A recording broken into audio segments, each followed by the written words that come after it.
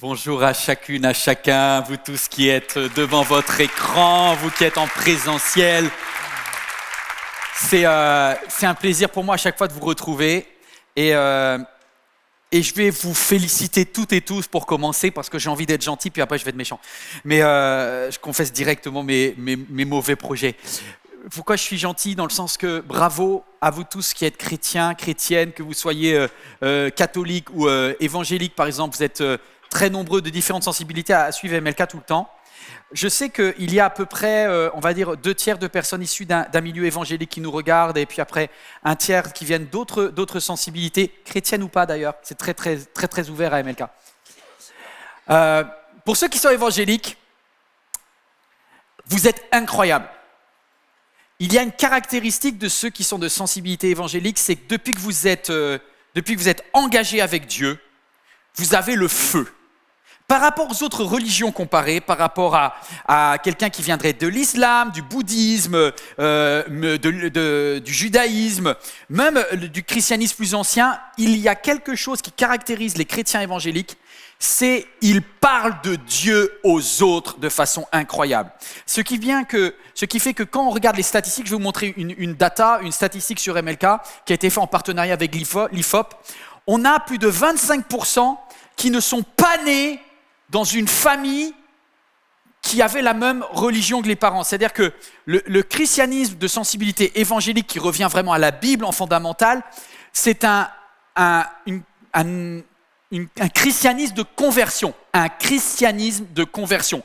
C'est-à-dire que soit tu y es à fond, soit tu y es pas. Mais c'est le christianisme des ultras, des motivés. Maintenant, on enlève cette diapo et je vais parler aux mêmes personnes.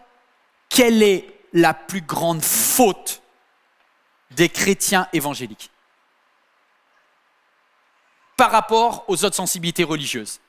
Et comme vous êtes en salle, vous allez pouvoir répondre et commencer à dire des erreurs. Et si vous dites une trop grosse erreur, vous inquiétez pas, je garderai votre nom secret. Mais pour vous tous qui êtes devant votre écran, vous pouvez écrire quelle est selon vous la plus grande faute des chrétiens évangéliques. C'est parti. Donnez-moi quelques réponses. Vas-y, qu'est-ce que tu dirais?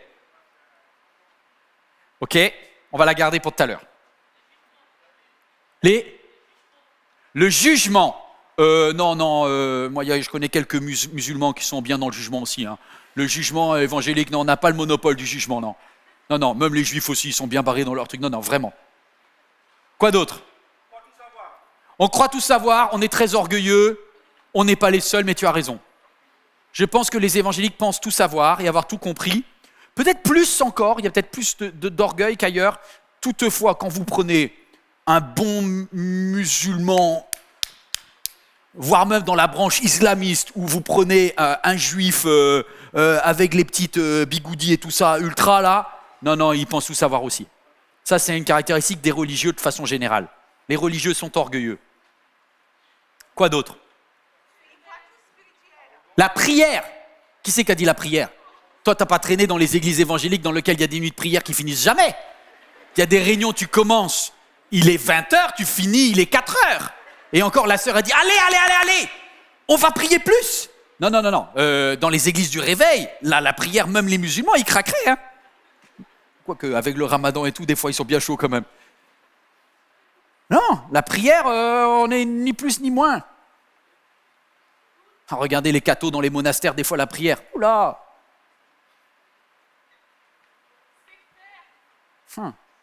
On est sectaire. Les abus. Non, dans toutes les religions, il y a des abus. Moi, j'ai vécu ça quand j'étais petit, mais objectivement, toutes les religions ont tendance à développer des systèmes qui peuvent être abusifs. Alors, on va lire le texte. Et dans le texte de Acte 20, on va voir l'idée que le jeune homme a dit dès le début et que je n'ai pas dit à voix haute. Le dimanche, nous étions réunis pour rompre le pain. Comme Paul, donc on parle de l'apôtre Paul, devait partir le lendemain, il s'entretenait avec les disciples. Et Paul a prolongé son discours jusqu'à minuit. Là, tu vois que c'est une église évangélique. Il y avait beaucoup de lampes. Non, parce que les cathos, ils auraient fini avant. Il y avait beaucoup de lampes dans la chambre où nous étions rassemblés. Or, le jeune homme du nom d'Eutychus, Euthyokos en grec, était assis sur le bord de la fenêtre. Soudain, dans son sommeil, il perdit l'équilibre et tomba du 3e étage.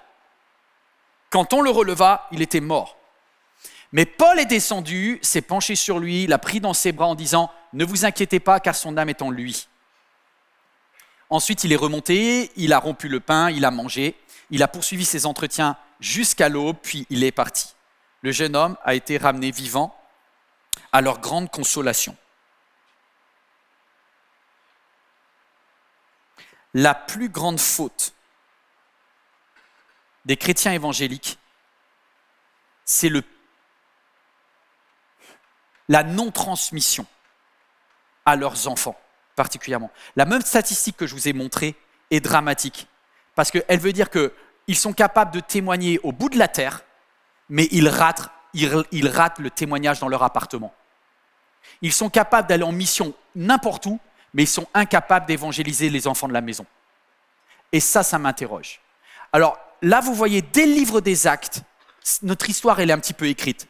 C'est une église qui est super, grand 1, et qui pourtant est mortelle. L'église est super mortelle. Pourquoi elle est super ? Parce que c'est une église qui est faite et qui est pensée grand A pour les super spirituels. Et ça, c'est une caractéristique de nos églises. Le dimanche, nous étions tous réunis pour rompre le pain. On a faim de Dieu. Vous savez pourquoi vous êtes là aujourd'hui ? Vous n'étiez pas obligés d'être là. Alors pour ceux qui sont en train de regarder devant leur écran, ceux qui sont venus aujourd'hui, ils ont bravé la neige, le froid, il fait 3 degrés dehors, le bus était en retard, il y avait peut-être du verglas, et vous venez, pourquoi ? Parce que vous êtes des affamés de Dieu. Vous avez faim, vous avez faim. Non mais, dites amen maintenant, parce qu'après je vais vous attaquer, mais c'est super. La force des évangéliques, c'est la faim de Dieu. D'accord ? Maintenant, quand même, avec Internet, ça permet d'être un peu plus en distanciel. Voilà. Mais objectivement, c'est la faim de Dieu. Ensuite, vous avez tous, et là, on avait déjà avec l'apôtre Paul, des rythmes de vie hyper intenses. Comme il devait partir le lendemain, Paul s'entretenait avec qui ? Avec les disciples. Et quand il n'y a pas beaucoup de temps, parce que nos vies sont chargées, on a tendance à nous focaliser sur les disciples. Écoutez-moi, là il y a un problème. Parce que si je vous pose la question à vous qui êtes en train d'écouter ce message-là, toi qui es devant ton écran ou toi qui es en salle, et que je vous demande qu'est-ce que vous voulez comme type de nourriture spirituelle, je sais ce que vous allez dire. On veut du lourd. On veut quelque chose de profond. On veut quelque chose de, oh là là, qu'on se dise qu'on n'a jamais vu. Ok, qui a plus de 10 ans d'engagement avec Dieu, levez la main. Tu vois, quand tu peux dater par exemple un baptême par immersion il y a 10 ans, levez la main. Non mais assumez vraiment là-haut, levez vraiment la main là. Plus de 10 ans, les vieux là. Les vieux. MLK est particulièrement une église de jeunes, dans le sens que dans la plupart des églises évangéliques, il y aurait 3/4 des gens qui auraient levé la main. À MLK, on n'est même pas 1 sur 2. Mais parmi les vieux de MLK, là, 10 ans de conversion, est-ce que vous avez calculé combien de messages, de prédications comme celle-ci vous avez déjà entendu ? Je vais vous faire le calcul. Non, vous n'avez pas été là tous les dimanches, il ne faut pas mentir. Parce que des fois, tu as été malade, des fois, les enfants n'étaient pas là, des fois, il y avait la belle-mère qui était à la maison, des fois, il y avait ceci, des fois... Bref. Vous avez fait en gros, en moyenne, 2 sur 3. C'est-à-dire que sur une année, vous avez fait à peu près 35 à 40 dimanches. Multiplié par 10, vous êtes à 400. Plus ce que vous rajoutez en semaine, vous passez à 500. Plus quand vous rajoutez en ligne, vous êtes peut-être à 1000. Donc vous avez déjà entendu 1000 fois un Gugus comme moi. Et vous êtes blasé. Donc du coup, pour avoir toujours faim, vous voulez avoir quelque chose de plus. Et des fois, quand j'ai des encouragements, je dis « Merci frère, parce que là, la parole... Elle était compliquée aujourd'hui, ça c'est bien. Je veux, vous savez la fameuse phrase, je veux plus de profondeur spirituelle. Et d'ailleurs, il y avait beaucoup de lampes dans la chambre à l'étage. Et en vrai, la salle, elle était pleine ce jour-là de personnes qui en voulaient plus. Sauf que, verset 9, on lit ensemble. Or, un jeune homme du nom de Tychus était assis. Lui, il était dans la salle, mais sans y être. Il avait un pied dedans, un pied dehors. Il était border. Il était comme ça. Et au début, il a peut-être écouté. Puis à un moment, il avait peut-être son téléphone portable à l'époque, mais il a commencé à se dire, allez, je suis... Et puis l'apôtre Paul ne finissait pas. Et puis il entendait tous les 3 minutes, il y avait un petit amen qui le réveillait. Et puis en gros, il n'écoutait plus. Et il s'endort. Bon, vous avez compris qu'il va tomber, qu'il va mourir. L'histoire finit bien parce qu'après, il va ressusciter, mais quand même, le gars est... il a eu un accident sévère. Ok ? Moi, je me suis dit, Eutychus, qu'est-ce que ça veut dire ? Tu vois, les parents, quand il y a le bébé qui naît, quand le bébé Eutokos en grec est né, ils lui ont choisi un prénom. Vous savez quel prénom ils lui ont choisi ? Je dis, c'est vraiment celui qui a de la chance. Maman, elle n'a pas dû prier avant de donner le prénom. Le gars, il est tombé de la fenêtre. Non, c'est très intéressant. Pourquoi ? Parce que quand un parent donne la vie à un enfant, on est tellement dans notre tête barrée, hyper motivé, hyper spirituel qu'on dit « Au nom de Dieu, je proclame la protection de Dieu comme acquise sur sa vie. » Bon, c'est vrai, il aura de la chance, il va ressusciter, mais quand même, c'est dommage, ça veut dire qu'il est tombé d'abord. Et on pense que puisque nos enfants sont nos enfants, ils ont une protection automatique de la part de Dieu et qu'aucun mal ne va leur arriver. Comme si au collège, il peut y avoir de tentations, il ne va pas y avoir quelqu'un de tordu. On est un peu naïf. Et surtout, on dit, il est entre les mains de Dieu, donc je n'ai pas besoin de gérer. Ça, c'est la grande différence avec les Juifs. Alors, laissez-moi vous dire quelque chose. Il y a quelques jours, j'étais en Israël, on est allé en Palestine en Israël. En Israël, il y a un Juif non pratiquant, d'accord ? Richard. Il ne va pas à la synagogue, il ne fait pas forcément Shabbat parce qu'il nous accompagne alors qu'on est le jour du Shabbat. Merci Richard. Bref, ce n'est pas un très bon juif judaïsant. Sauf que quand on parle enfant, alors là, il vous met tous KO, les amis. Parce qu'à partir du moment où je parle avec Richard de la transmission de sa foi juive à ses enfants, là, on ne rigole plus, là. Là, c'est sérieux, là. Et vous allez voir, dans la foi juive, la transmission à l'enfant et à l'ado, c'est le cœur de tout. On ne fait pas une réunion dans laquelle, comme nous les évangéliques, ou comme Eutychus dès le début, allez, prends un coloriage, mets-toi sur le côté là, j'écoute. Merci Seigneur. Mais tu te tais, j'arrive pas à prier. Et en faisant ça, nos enfants, nous, on les met de côté. Alors que les Juifs, c'est l'inverse. Il dit, est-ce que tu veux lire le texte de Pessah ? Est-ce que tu veux nous préparer ce que nous, on appelle la Sainte Seine ? C'est les enfants qui le préparent. Ils vont préparer les fruits, ils vont préparer le pain, ils aident maman. C'est la foi du collectif. Nous, on est en mode, écoute, ou tais-toi, mais ne me dérange pas. Sauf que pour Eutychus, même si son nom, ça s'appelle « Celui qui a de la chance, fortuné, le béni », à une réunion, alors que les autres sont en train de se faire du bien, lui, dans le sommeil, il bascule, il tombe par terre. Et donc, je ne sais pas, mais là, je ne sais pas si vous me voyez ou pas, mais tant pis. Et une fois qu'il est mort, il y a tout le monde qui est choqué. Et ils se disent tous, waouh! Qu'est-ce qui s'est passé? Mais qu'est-ce qui s'est passé? Il s'est passé que notre réunion était super spirituelle, mais on a un gamin qui est mort. Donc je voudrais parler à tous les parents qui me regardent, à tous les responsables d'église. À quoi ça te sert de faire que des gens qui sont déjà sauvés soient encore plus,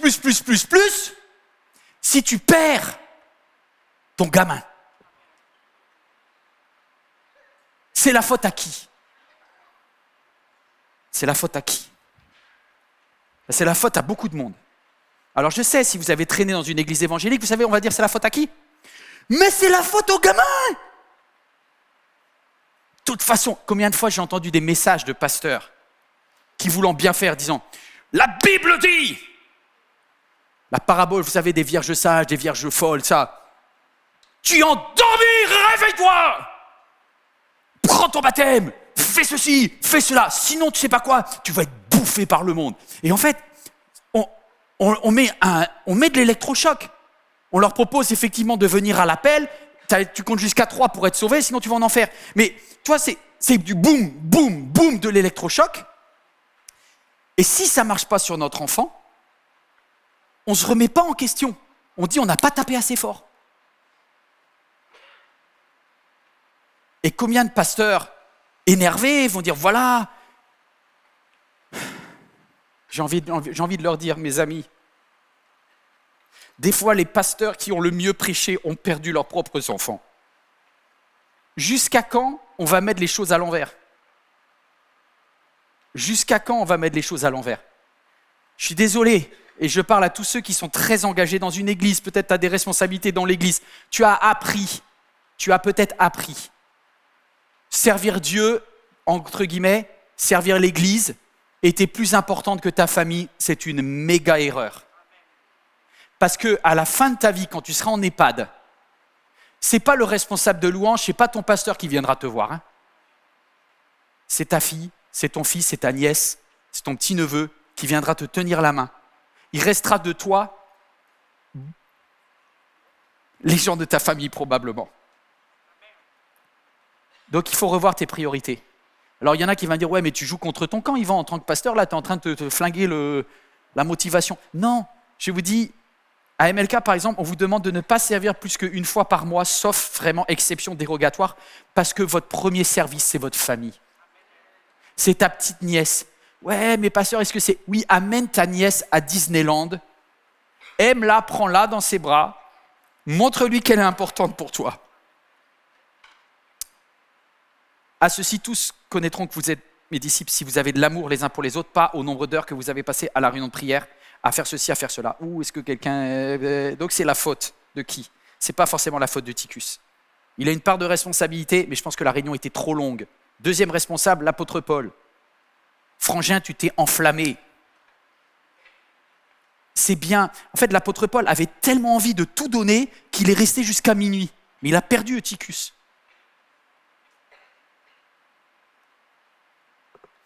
Vous savez, si je vous écoute, si j'écoute les chrétiens, si j'écoute les disciples, vous allez me dire, Yvan, on en veut plus, on en veut plus, on en veut plus. Mais je dois prioriser ceux qui en veulent moins et pas ceux qui en veulent plus. Parce que l'important, c'est qu'on aille au ciel en famille et pas que tout seul. On aime bien avoir des publics acquis. Là, je parle à tous mes frangins, à tous les hommes et les femmes qui disent Yvan, je pense que j'ai un appel de pasteur, j'ai envie de prêcher. Je dis ok, il me dit où est-ce que je peux prêcher? J'ai dit alors là, déjà, je lui interdis de prêcher au groupe des mamies. Parce que c'est le groupe le plus facile du monde pour prêcher. Même si tu es complètement nul, tu as toutes les mamies qui à la fin vont dire « Oh, c'était bien mon frère. Elles sont tellement gentilles, nos mamies. » Non, je lui dis « Va en colo. Fais-les 10, 12 ans. Et si au bout de 10 minutes, ils sont tous en train de parler, de regarder leur téléphone, c'est qu'il faut que tu changes ta façon de communiquer. Parce que c'est eux qui doivent être sauvés en priorité. Les mamies, elles vont déjà au ciel. Vous m'aimez les mamies, vous m'en voulez pas, il n'y en a pas beaucoup à MLK, mais aidez-nous à sauver les enfants. Et en fait, tu ne rendras jamais une mamie plus heureuse que de voir que sa petite fille est à Jésus. Au final, on est d'accord avec les mamies. Bref. Alors tu me dis, mais de quel droit tu t'opposes à l'apôtre Paul? Oui, mais vous allez me dire, déjà, là, il y a quelque temps, on m'a reproché de m'attaquer à Bénigne, mais c'est des géants, vous savez. L'apôtre Paul, Bénigne, j'ai tout à apprendre d'eux. Mais je remarque qu'on fait tous les mêmes erreurs, parce qu'on reste des hommes, des êtres humains. Moi, je vais vous dire l'erreur que je fais. C'est beaucoup plus facile pour moi de parler de Dieu à des inconnus que de parler de Dieu à Ethan et à Shaina, mes enfants. Il y a quelques jours, j'ai essayé, je peux vous dire, j'ai les mêmes problèmes que vous. J'ai les mêmes problèmes que vous. Je me suis pris un week-end spécial spirituel pour un moment avec ma fille. Je suis arrivé dans la voiture, je ne savais pas comment parler. Je ne savais pas comment aborder les choses de Dieu. J'ai dit, comment ça va à l'école? Et là, c'est facile, j'ai plein de questions sur l'école, les copines. Mais sur les choses de Dieu, il y a une pudeur. Il y a une pudeur, on n'ose pas trop. Parce que comme notre foi, elle est très personnelle, ton enfant, il n'a pas besoin que tu lui dises « prie plus ». Lis plus ta Bible, fais plus ceci. C'est pas ça qui va l'aider. Il a besoin que tu viennes en tête à tête et que tu lui dises « Waouh, qu'est-ce qu'on pourrait faire ensemble, quelque chose pour Dieu? T'as une idée? Je parle même pas français là. Qu'est-ce qu'on pourrait faire ensemble, mais qui plaise à Dieu? Est-ce que tu veux qu'on aille, je sais pas moi, faire du bien à un SDF dans la rue? Est-ce que tu veux qu'on mette un petit moment de louange? Mais intègre l'enfant à ta foi et non pas, sois pas en mode top-down. Va à son niveau. Va à son niveau.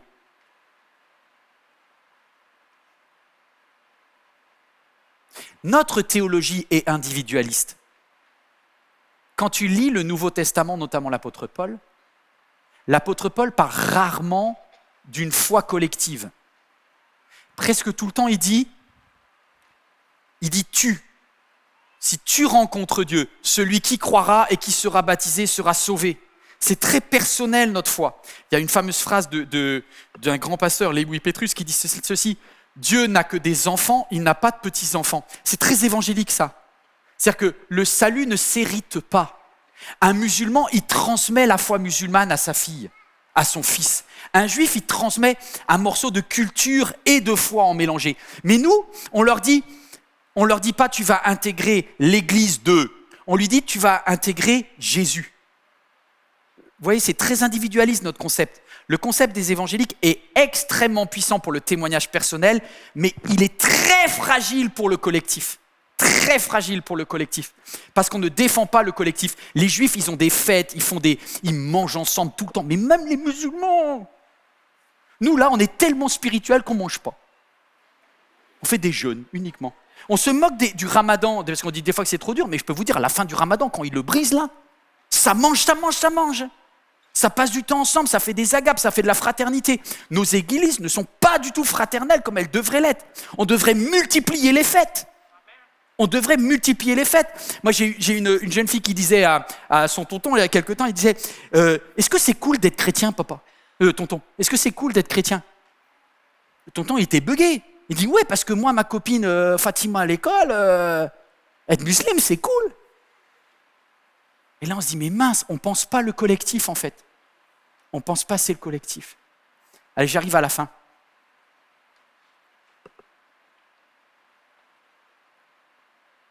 On manque de parents. Je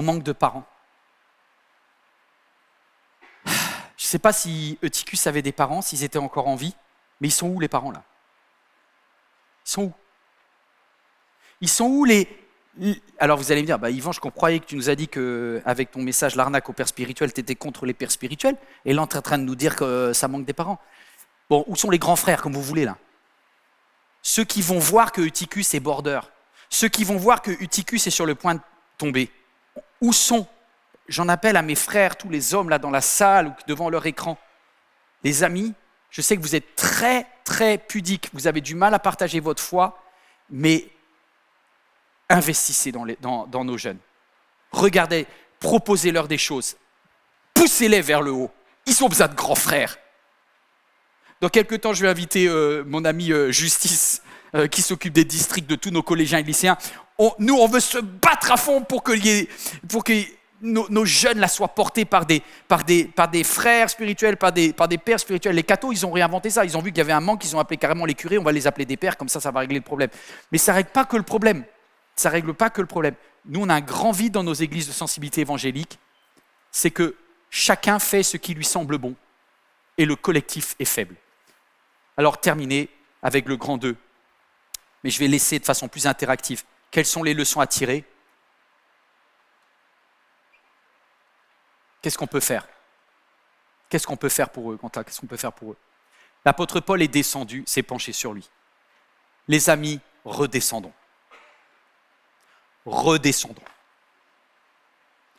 Mettez-vous au niveau de vos jeunes. Redescendez. Il l'a pris dans ses bras en disant... Il s'est penché sur lui, et l'a pris dans ses bras en disant « Ne vous inquiétez pas, son âme est en lui. » Nos ados ont besoin de notre temps et de notre attention. Soit tu le fais maintenant, soit tu le feras dans les larmes plus tard. Oh.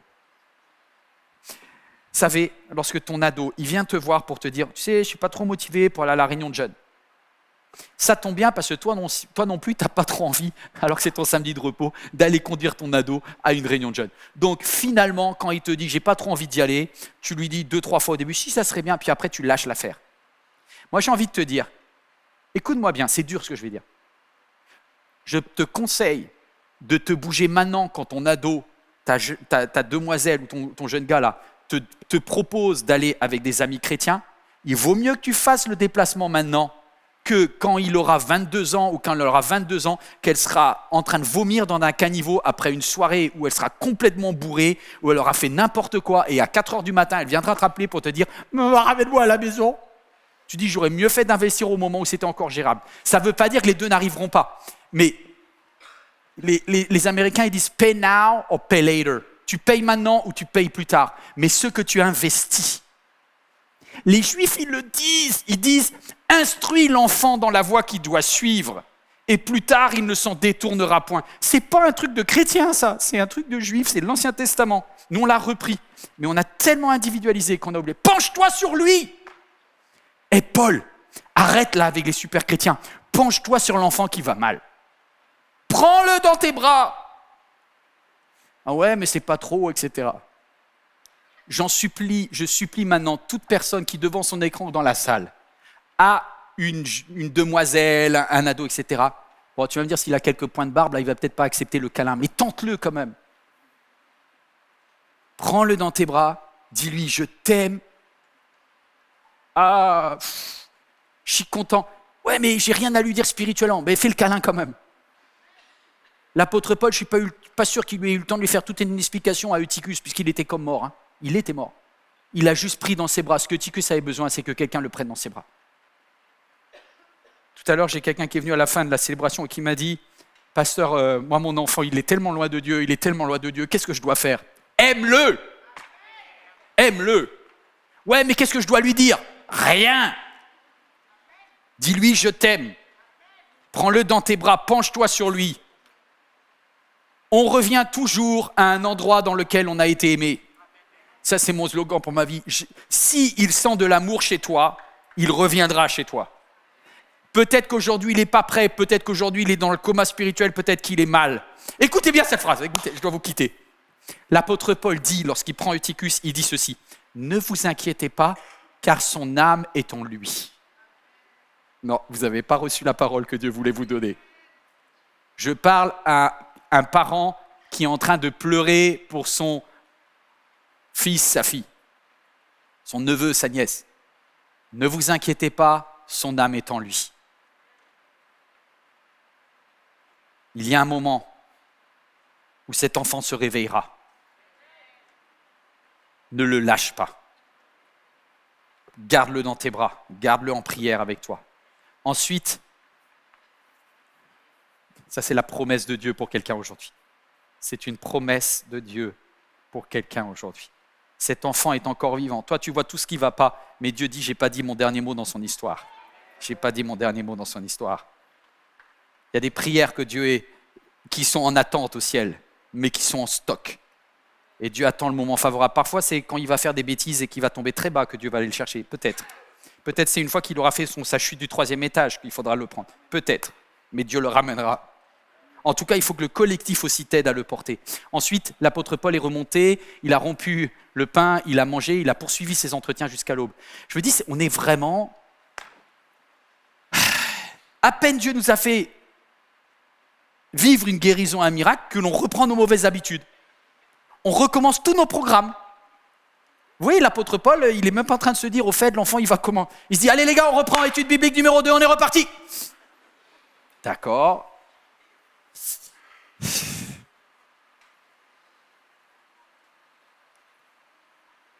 Paul, merci pour tout ce que tu nous as appris. Mais Paul était à une époque où il ne pensait pas famille. C'est vraiment la dernière pensée, c'est hyper biblique ce que je vous dis. Quand vous lisez Corinthiens, quand vous lisez tous les épîtres de Paul, Paul ne pense pas famille. Pourquoi ? Parce que c'est un tel temps de persécution. Il y en a déjà qui ont été lapidés comme Étienne. Il y a des personnes qui sont en train d'être mises à mort dans les arènes à Rome. Donc l'apôtre Paul, il n'est pas en train de penser famille. Il dit même, vous savez pas quoi, pour tous les célibes là, ne vous mariez pas. Ne vous mariez pas. C'est tellement mieux de ne pas se marier. Parce que quand tu meurs, vaut mieux ne pas faire pleurer toute ta famille. Et donc l'apôtre Paul a écrit notamment toutes les épîtres dans une vision très individualiste parce que c'était les derniers moments avant la mort. Mais aujourd'hui, sauvons nos enfants. Je suis sûr que le même apôtre Paul, s'il faisait une épître, aujourd'hui il dirait « Épître à l'église évangélique ». Aujourd'hui, réinvestissez vos jeunes, aimez-les, investissez du temps pour eux, prenez du... Mais Arrêtez des séminaires. Investissez dans le foot.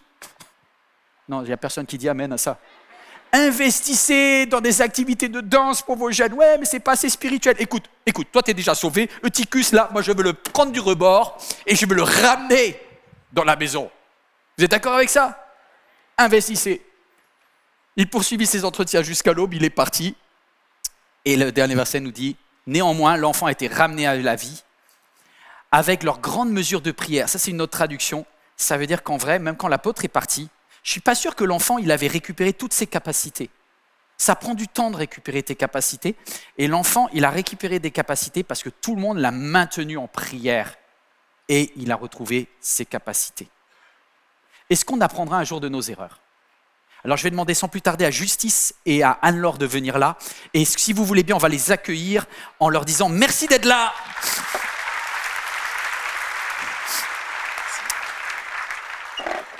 Non, c'est Justice, t'es gentil, il me dit merci en arrivant, mais c'est pas moi c'est à moi de te dire merci, c'est pas à toi de me dire merci. Parce qu'aujourd'hui, t'as pas d'enfants?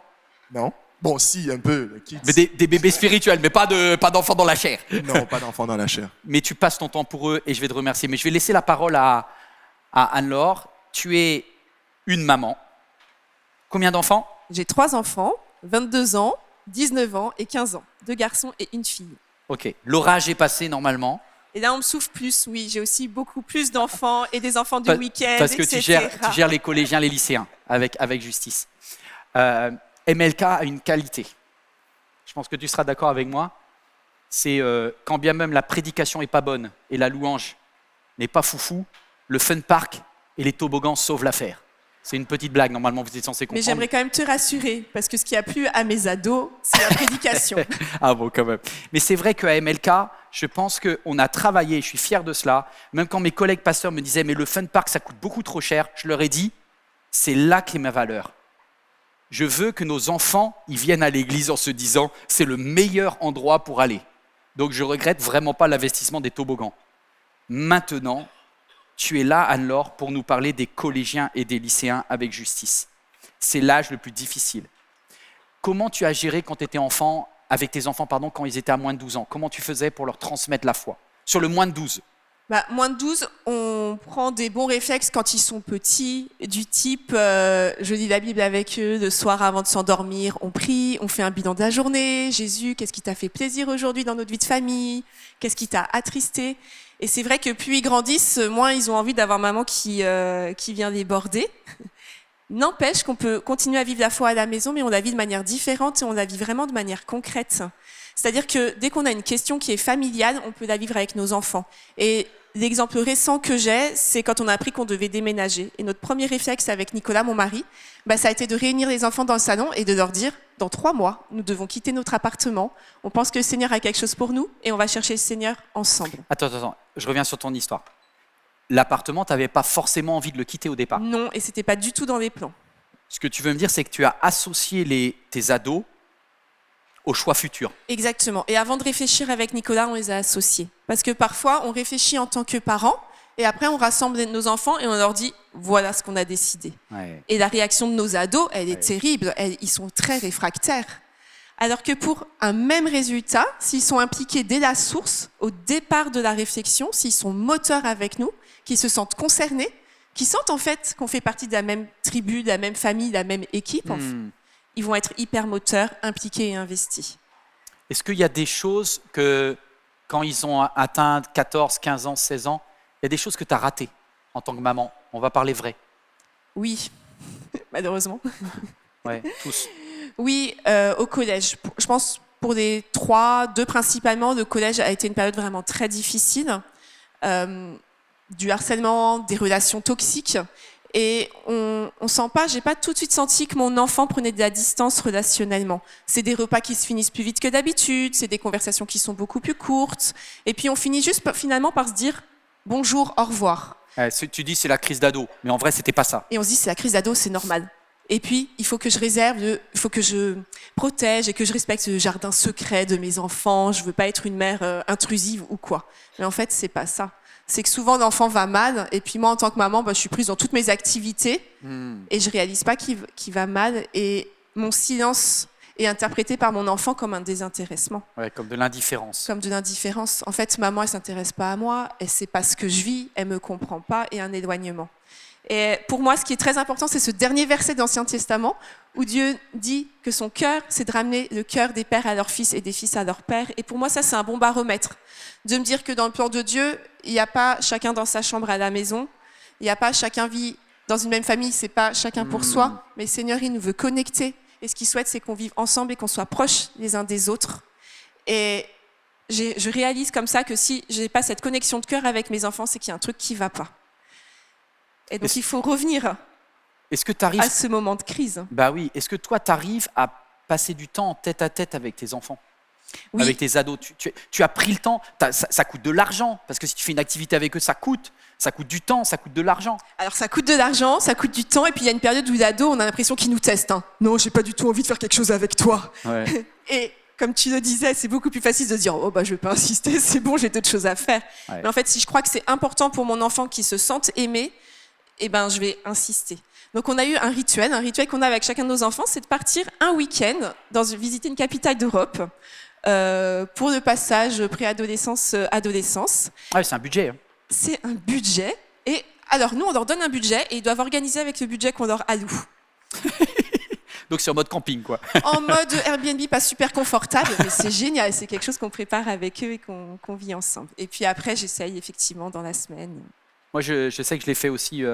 Peut-être une des plus belles réussites de papa. J'ai raté beaucoup de choses. Mais j'avais tellement peur qu'Ethan un jour me dise « Papa, c'est cool que tu aies beaucoup aimé l'église et que tu nous aies si peu aimés. » Comme j'ai entendu beaucoup de fils de pasteurs le dire.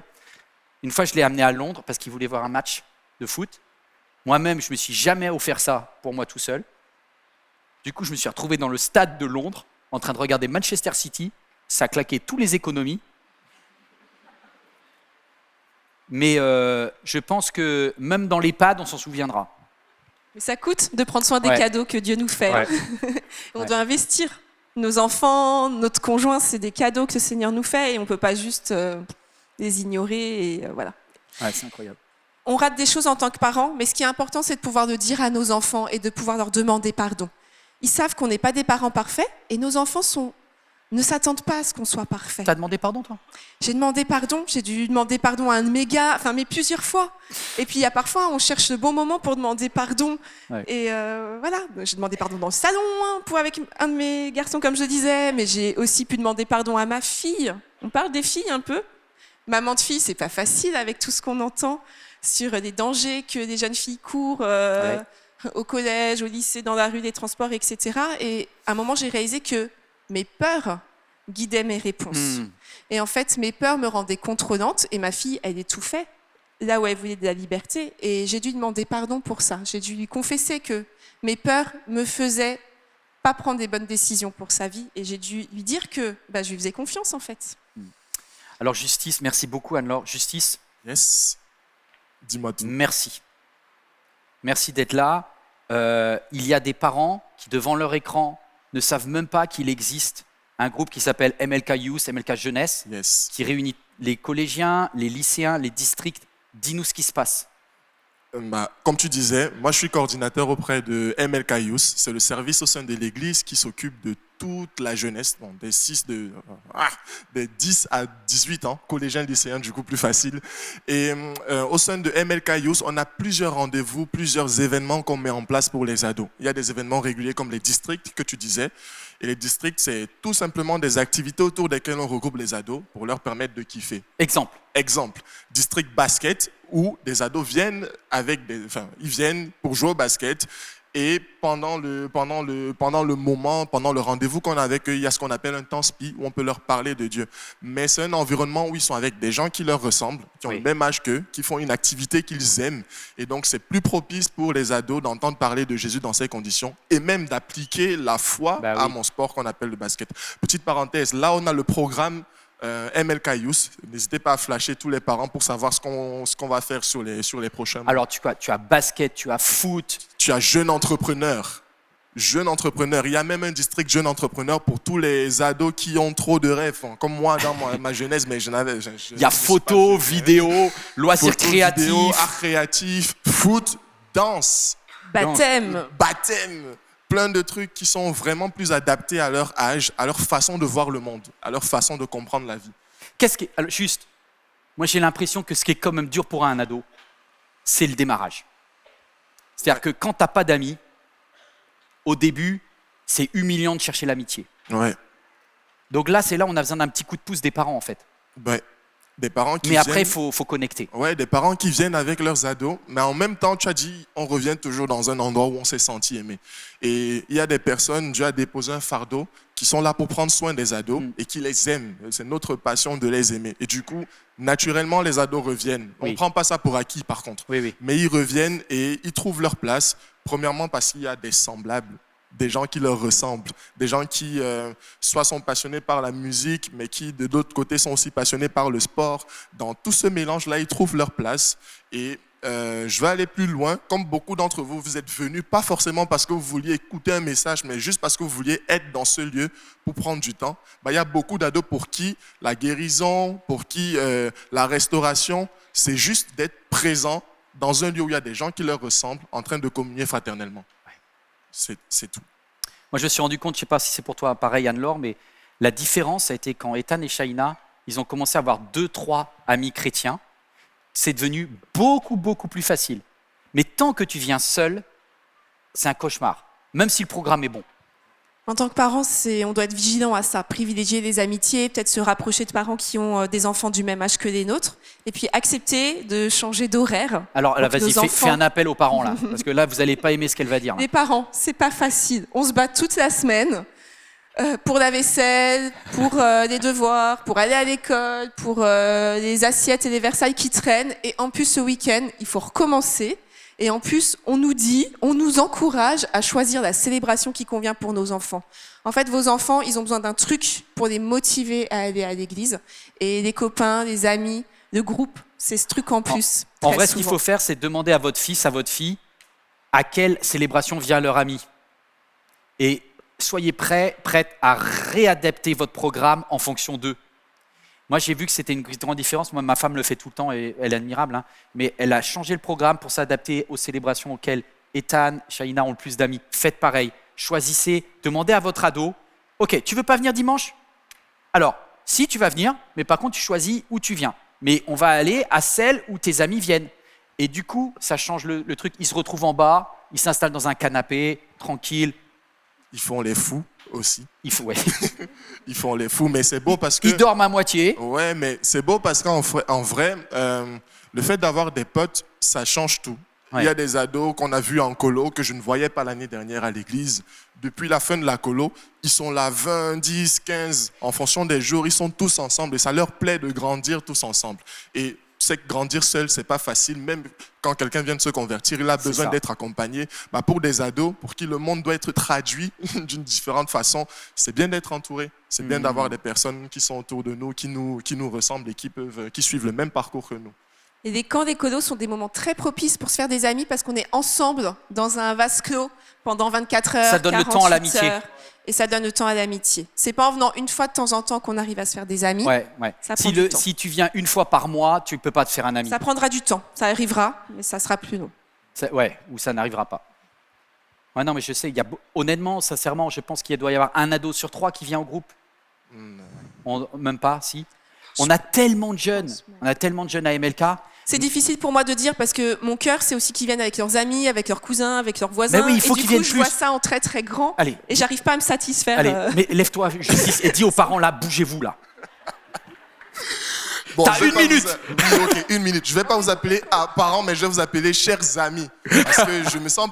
On se connaît pas, mais je me sens proche de vous à cause de l'Esprit Saint qu'on a tous ensemble. Du coup, je peux me permettre de dire certaines choses. Bon, il y a des personnes qui sont même dans cette pièce peut-être, qui iront servir, qui iront prendre soin des ados tout à l'heure, pour les initier au baptême et ce que ça signifie vraiment. Et ces personnes, Dieu merci, j'en fais partie, sont animées par un fardeau, par un amour fou pour les ados. Et on est comme, la moisson est grande, mais il y a peu d'ouvriers, mais c'est l'inverse. Il y a les ouvriers, mais on se demande où est la moisson. Et la moisson, dans le cas d'espèce, c'est qui, selon vous? C'est les ados. C'est les ados que vous avez. Dieu nous donne des rêves qui nous permettent de créer des endroits, Dieu merci, où ils vont être aimés. Et Dieu donne des rêves à vos ados pour réaliser certains projets, pour s'épanouir, sortir de leur zone de confort.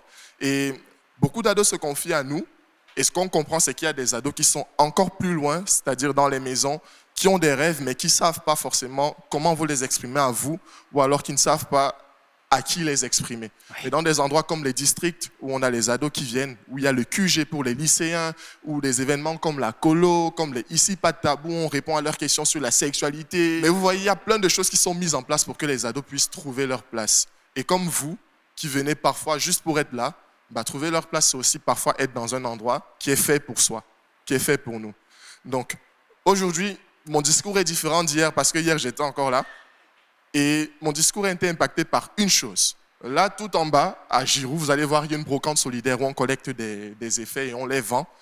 Ce qui se passe, c'est que ce sont les ados qui étaient timides il y a 1 an, qui ont tout monté, qui ont tout aidé à tout réaliser. Ce sont les mêmes ados qui ont fait l'animation, qui dansent dans tous les sens, qui se déguisent pour faire la publicité de la brocante. Et vous savez quoi, la troisième chose, c'est qu'ils le font parce qu'ils veulent financer un événement qui leur tient à cœur, qui s'appelle ECHO. C'est une conférence, un congrès qui réunit des tonnes, mais 7000 ados et jeunes, et ils veulent vraiment y participer. Il y a 1 an, on ne s'imaginait pas du tout qu'ils s'impliqueraient comme ça. Mais après district, après QG, après des connexions avec des semblables, après la communion fraternelle, aujourd'hui, ils sont là, ils sont en bas, ils vous attendent même pour acheter des trucs, pour les soutenir dans ce projet qui leur tient à cœur, un projet où ils seront bénis, où ils seront avec des semblables, où ils auront un contenu qui leur ressemble. Donc, chers parents, chers frères et sœurs, chers amis, vous qui avez des cousins, vous qui avez des enfants, vous qui avez des neveux, des nièces, il y a une place pour eux. Il y a des personnes qui sont là pour les aimer. Il y a des personnes que Dieu a missionnées, mandatées pour donner de l'amour et surtout pour les écouter, pour les comprendre et pour les aider à grandir dans la foi. Si vous avez encore un doute, venez, on va vous dire pourquoi il ne faut pas avoir de doute. Que Dieu vous bénisse. Amen. Amen. Moi, je veux qu'on priorise ça. Et concrètement, c'est du temps, c'est de l'argent, mais ils sont notre priorité. C'est l'Église d'aujourd'hui, pas de demain. Il faut mettre le paquet là-dessus. Pareil, tu as parlé de la brocante, mais tout ce qui est au rooftop, quand vous allez au rooftop et que vous mangez au rooftop, en fait, tous les bénéfices sont renvoyés vers nos œuvres, justement pour nos jeunes, pour nos activités, etc. Ne croyez pas, en fait, à MLK, il n'y a personne qui peut s'enrichir en fait. Il n'y a pas d'actionnaire dans le groupe MLK, il n'y a rien. C'est tout ce qui est gagné part dans le collectif. Tous les bénéfices partent pour des activités collectives et c'est vraiment essentiel. Moi, j'ai envie de parler aux parents pour terminer ce moment. Je vous regarde en cœur à cœur, en tête à tête. J'ai envie de prier avec vous. Est-ce que vous avez un prénom? Est-ce que vous avez une jeune fille, un jeune garçon, peut-être un enfant qui a vieilli, qui maintenant est devenu adulte lui-même, mais qui est perdu dans sa tête, qui est perdu dans sa vie? Est-ce que, même si pour certains on a des regrets pour la façon de ce qu'on a bien fait ou pas bien fait, est-ce que vous croyez que la parole que l'apôtre Paul a prononcée, son âme est encore vivante en lui? Est-ce que vous le croyez? Est-ce que vous croyez que si Dieu a ressuscité Eutychus, il peut aller chercher l'enfant que vous êtes en train de nommer dans votre tête? Alors on va arrêter le programme, on va terminer comme ça, on va prier, si vous voulez juste vous savez, comme porter avec Dieu, en disant Dieu, je t'apporte cet enfant, mais je vais faire aussi ma part. Et on va prier pour ces prénoms ou ces prénoms que vous avez à cœur. Peut-être c'est un neveu, un nièce, une petite fille, un petit garçon, plus grand, plus vieux. Père, je te prie pour tous ces bien-aimés. On les aime tellement. Et on sait que toi aussi, tu n'as pas fait un trait sur eux. Tu n'as pas tiré un trait sur eux. Alors je te prie pour chacun des prénoms qui s'élèvent en ligne. Peut-être quelqu'un est en train d'écrire le prénom en ligne ou quelqu'un est en train de dire le prénom dans sa tête maintenant. Ramène-le à la vie. Ramène-la à la vie. Là où on a échoué, va donner une nouvelle chance, Père. Que le Saint-Esprit ne le lâche pas, ne le lâche pas, ne le lâche pas, jusqu'à ce que, dans nos bras, cet enfant puisse retrouver la vie au nom de Jésus. Amen. Amen. Waouh. Waouh. Soyez bénis. Soyez bénis.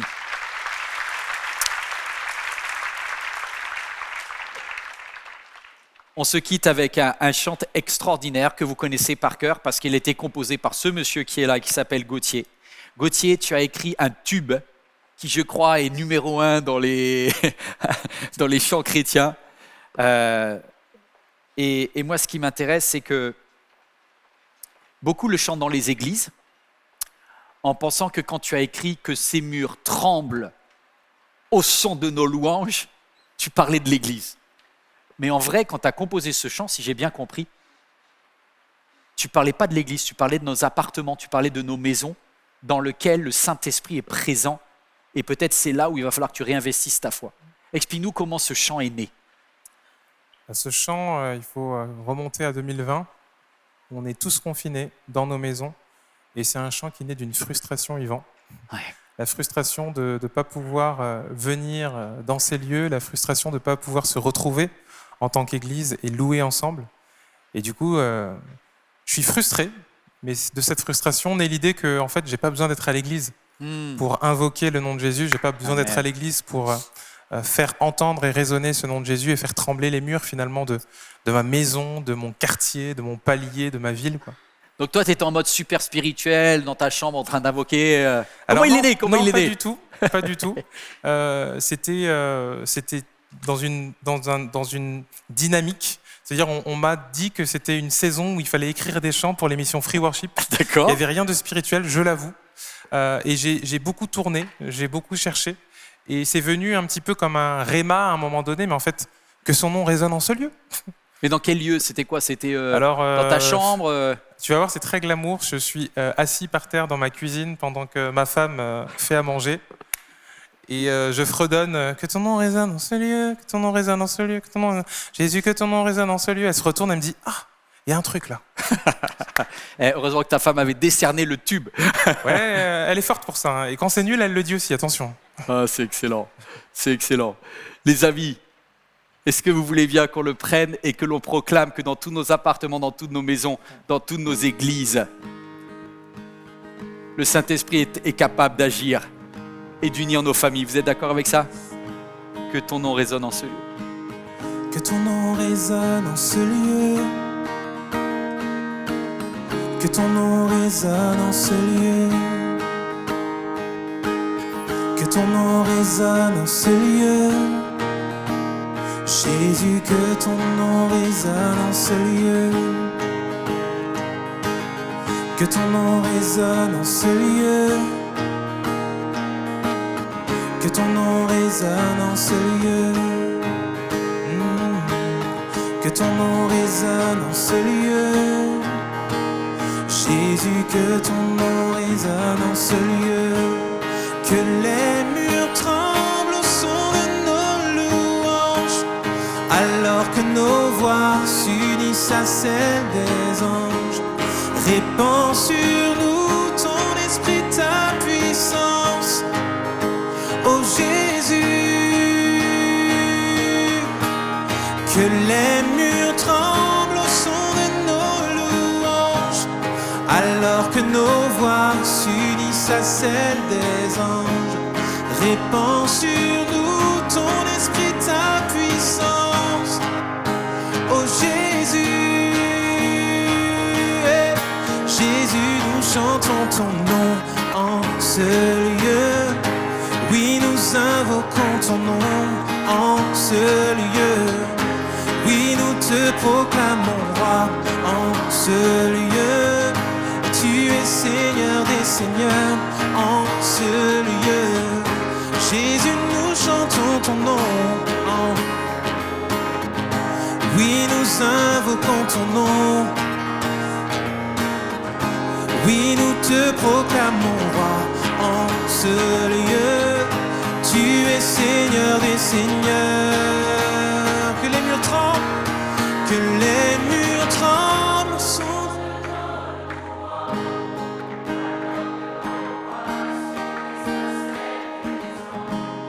Répands sur nous,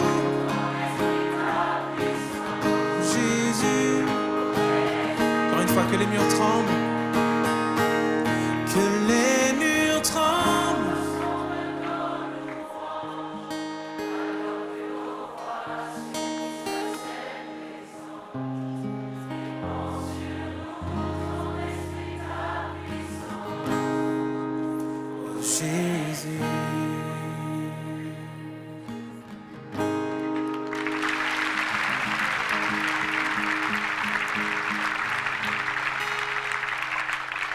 Les amis, alors que cette célébration va s'achever, juste vous dire que ceux qui ont besoin de prière, on est avec vous en prière. Vous pouvez venir sur le devant. Vous pouvez également écrire à prière@eglismlk.fr, donner les témoignages. Moi, j'ai eu en ligne téléphonique, parce que les mercredis, c'est prière. On répond même à la ligne téléphonique. J'ai intercédé pour une maman qui priait pour son enfant qui était devenu grand. Et on était de tout cœur en prière avec elle. Il existe les mercredis, ces prières. N'hésitez pas à vous connecter à 21h sur YouTube. N'hésitez pas, si vous avez un jeune adulte, de lui dire de venir à 16h30 le dimanche, parce que à 16h30 le dimanche, c'est la célébration dédiée aux jeunes adultes. Après, on fait un after, ça leur permet de tisser des nouvelles amitiés et plus, même s'il y a affinité. Moi, je veux qu'il y ait des familles nouvelles qui se créent. Amenez, dites à vos jeunes qui sont 18-30 ans, venez à la célébration de 16h30 le dimanche, c'est vraiment incroyable. Et puis aidez-nous. MLK, c'est ici, puis MLK, c'est au loin. Je fais une dédicace spéciale pour mes amis de Martinique et de Guadeloupe, parce que après avoir fait la réunion le 20 décembre, normalement avec MLK, on ira en Guadeloupe, en Martinique, à la fin du carnaval. Je crois que c'est un peu un moment où il y en a qui auront besoin de confesser leurs péchés là. Donc, les dimanches après le carnaval, fin février, début mars, la Guadeloupe, la Martinique, on va consacrer nos vies à Jésus et ça va être un moment assez incroyable. Merci de nous soutenir. L'église MLK travaille. Je suis content d'avoir eu un fun park. Je suis content d'investir pour ECHO, le rassemblement de tous les jeunes en France. Je suis content d'investir pour les districts, etc. Mais aidez-nous financièrement. Ce lieu est trop petit. On a besoin de place. Aidez-nous aussi avec la campagne donc une place en plus, et puis soutenez-nous par vos dons et vos offrandes. Cette église investit dans la jeunesse. La jeunesse, ça coûte cher. La jeunesse, c'est pas rentable. Mais on s'aime pour l'éternité. Aidez-nous vraiment là-dedans. Voilà, mes amis, c'était un plaisir d'être avec vous en célébration. Tu veux bien nous reprendre une dernière fois le refrain? On va se lever, on va terminer avec toi debout. Allez, on se lève pour terminer.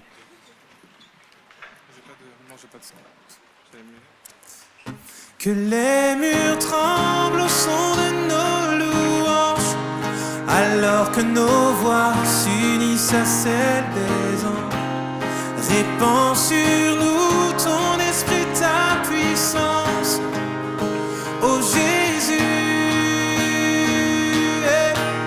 Que les murs tremblent au son de nos louanges, alors que nos voix s'unissent à celles des anges. Répands sur nous ton esprit, ta puissance, ô Jésus. Allez, que Dieu vous bénisse. Bon retour à chacun. Cette vidéo t'a parlé? Clique sur j'aime. N'oublie pas également de t'abonner et de déclencher les notifications. Si cette vidéo t'a touché, elle peut aussi faire du bien à ceux qui t'entourent.